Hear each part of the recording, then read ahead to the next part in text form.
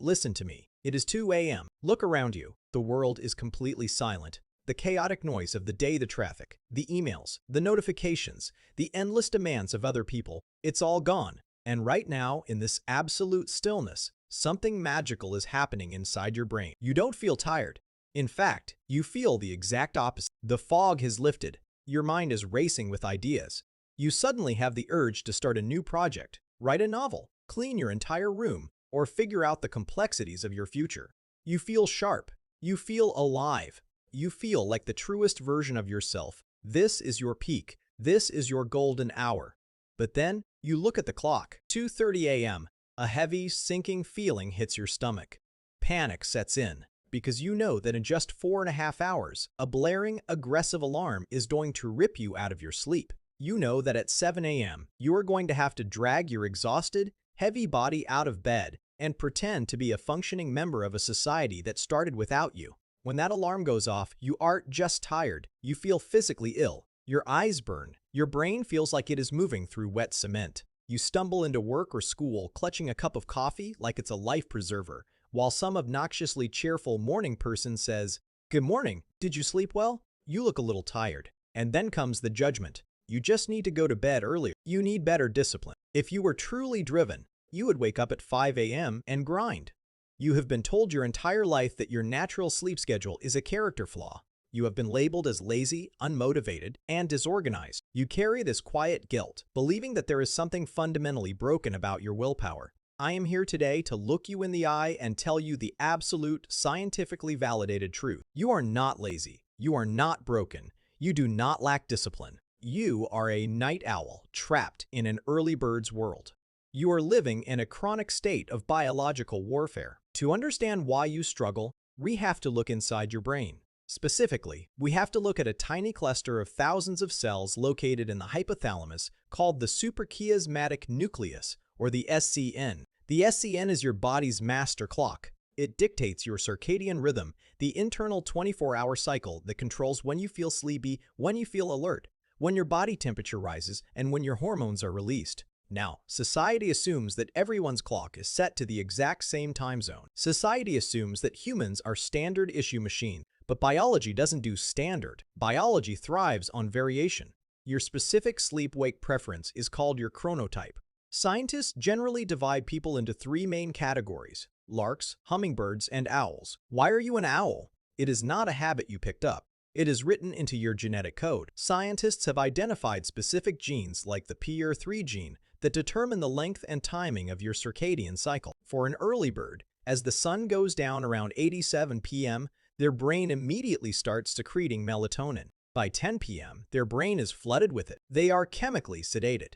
But for you, your brain has a delayed melatonin onset. At 10 p.m., your melatonin valves are completely shut. Instead, your brain is still pumping out cortisol and adrenaline. Your core body temperature is still high. When someone tells a night owl to just go to bed earlier, it is biologically equivalent to telling an early bird to just go to sleep at 3 p.m. If you lie in bed at 10:30 p.m., you aren't going to sleep. You are just lying in the dark, staring at the ceiling, trapped with your own racing thoughts, because your brain is screaming, "It is daytime! We are hunting! We are working!" At this point, you might be asking, if being a night owl makes life so miserable, why did evolution create us? This is one of the most fascinating discoveries in evolutionary biology. It's called the Sentinel hypothesis. Let's travel back in time 50,000 years. You are living in a hunter-gatherer tribe. You sleep outside, around a fire, in a world filled with nocturnal predators. If the entire tribe had the exact same circadian rhythm, if every single human went to sleep at 9 p.m. and fell into a deep unconscious state at the same time, the entire tribe would be vulnerable. They would be slaughtered in their sleep.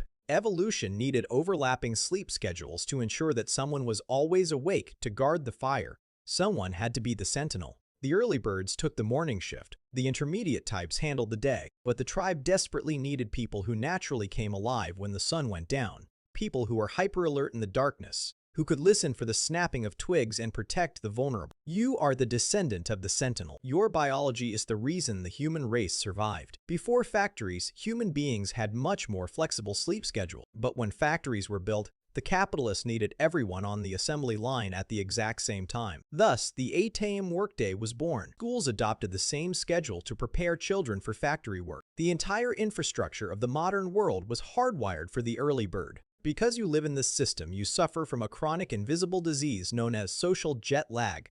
It is the discrepancy between what your biological clock dictates and what your social obligations demand. Imagine flying from New York to London every single Sunday night and then flying back every Friday night. That feeling, the nausea, the brain fog, that is what you experience every day. During the week, you wake up at 7 a.m. on 4 hours of sleep. By Friday, you are biologically bankrupt. Then, the weekend arrives. You follow your biology and feel amazing. But Sunday night hits, and the brutal cycle begins all over again. This is destroying your health. Studies show chronic social jet lag is linked to depression, anxiety, obesity, and heart disease. When you wake up at 6 a.m., you are swimming against a tsunami. Society has attached a moral superiority to waking up early. The early bird gets the worm. All the gurus preach the same gospel. If you want to be successful, you must wake up at 5 a.m. What does this do to you? It makes you hate yourself. When you sleep until 11 a.m. on Saturday, you don't feel rested. You feel guilty. You internalize the label of lazy.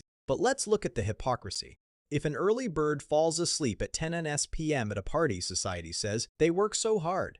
But if a night owl sleeps in after working until 3 a.m., society says, look at that slacker. Drop the guilt. Sleeping from 2 a.m. to 10 a.m. is exactly the same 8 hours. The hands on the clock do not dictate your moral worth.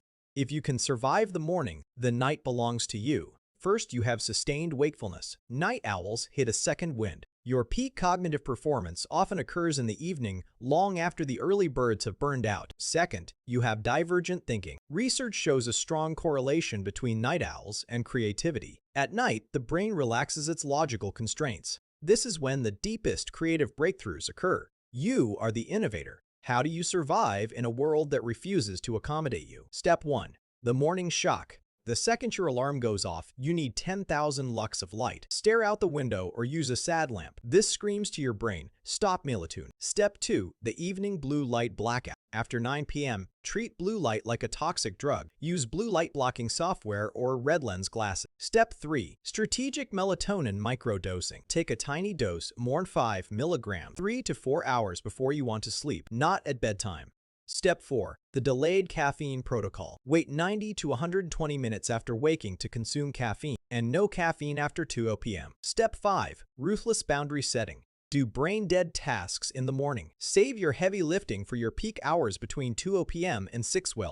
It is time to stop apologizing for who you are. The next time someone tries to shame you, remember the sentence: you have to hack the system to survive, but never let the system convince you that you are broken. When the sun goes down and the house is quiet, and that spark of midnight energy hits your brain, do not feel guilty. Embrace it. Leverage it. Build your empire in the dark. The world belongs to the early bird during the day, but the night belongs to you. Class dismissed.